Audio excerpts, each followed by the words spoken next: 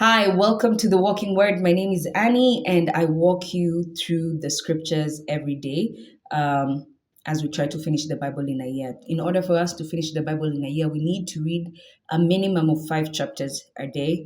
And today we're reading Exodus chapter 22. So actually it's here. If a thief is caught, in the act of housebreaking and beaten to death, there is no blood guilt involved. But if after sunrise he is thus beaten, there is blood guilt. He must make full restitution. If he has nothing, he shall be sold to pay for his theft. Okay. If what he stole is found alive in his possession, be it an ox or an ass or a sheep, he shall restore 2 animals for each one stolen. When a man is burning over a field or a vineyard, if he lets the fire spread so that it burns in another field, he must make restitution with the best produce of his own field or vineyard. If the fire spreads further and catches on to thorn bushes so that shocked grain or standing grain or the field itself is burned up, the one who started the fire must make full restitution. Arson, trust and loans. When a man gives money or any article to another for safekeeping and it is stolen from the latter's house, the thief, if caught, must make twofold restitution. You steal 1 shilling, you must pay 2 shillings. You steal $1, you must pay back $2. You steal €1, you must pay back €2. If the thief is not caught, the owner of the house shall be brought to God. To swear that he himself did not lay hands on his neighbor's property. In every question of dishonest appropriation, whether it be about an ox or an ass or a ship or a garment or anything else that has disappeared, where another claims that the thing is his, both parties shall present their case before God. Note, present your case before God. The one whom God convicts must make twofold restitution to the other. When a man gives an ass or an ox or a sheep or any other animal to another for safekeeping, if it dies, it is maimed or snatched away without anyone witnessing the fact, the custodian shall swear by the Lord that he did not lay his hands on his neighbor's property. The owner must accept the oath and no restitution is to be made. And here you're thinking, what if someone lies? What if someone lies? Let's continue.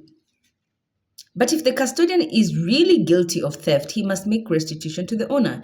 If it has been killed by a wild beast, let him bring it as evidence, and he need not make restitution for the mangled animal.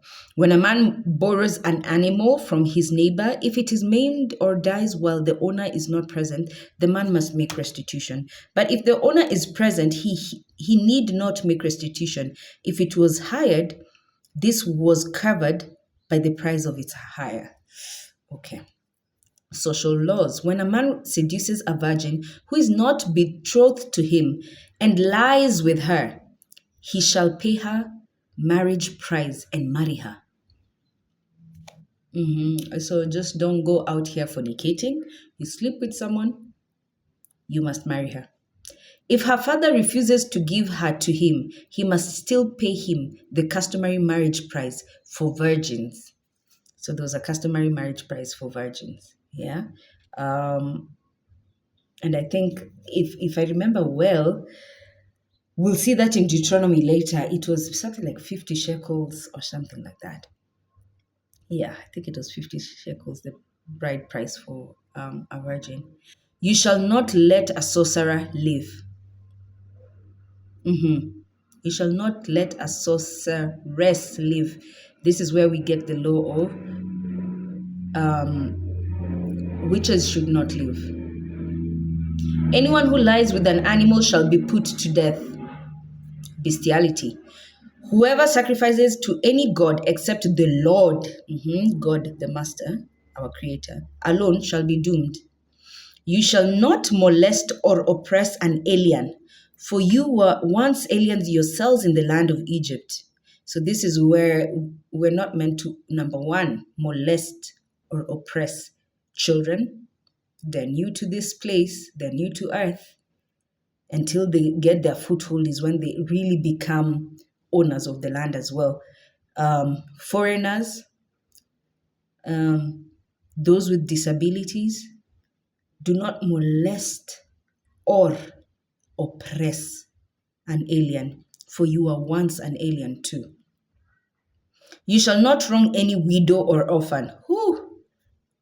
Oh, the God of widows and orphans. Ha. If you ever wrong them and they cry out to me, I will surely hear their cry. The fatherless and the widow, whenever they cry, God says, I promise you, I will hear. My wrath will flare up, and I will kill you with the sword. Then your own wives will be widows and your children orphans. And remember, according to God, anyone who is fatherless is already an orphan. So whether the father is present in the home or not in the home, whether the father is a deadbeat dad or not, whether you've known your father or not, whether your father died when you were young, um, anyone without a father, scripture determines concludes them as orphans. I know in the English language, when we say orphan, we meet someone who's been bereaved of a father and a mother. But according to the laws of God, it's anyone who does not have a father is an orphan.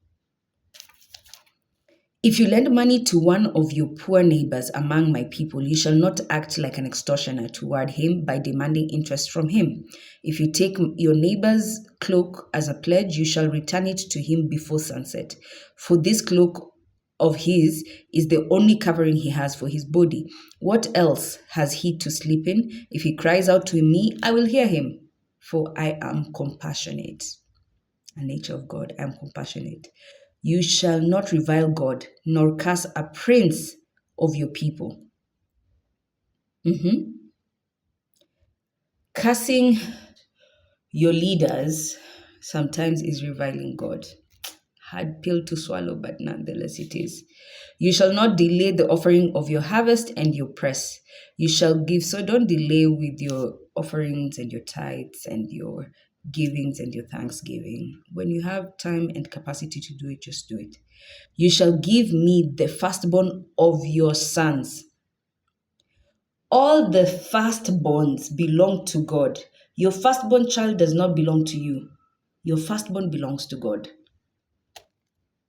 You must do the same with your oxen and your sheep. For 7 days, the firstling may stay with its mother because of, what do they call it? The first milk. I forget.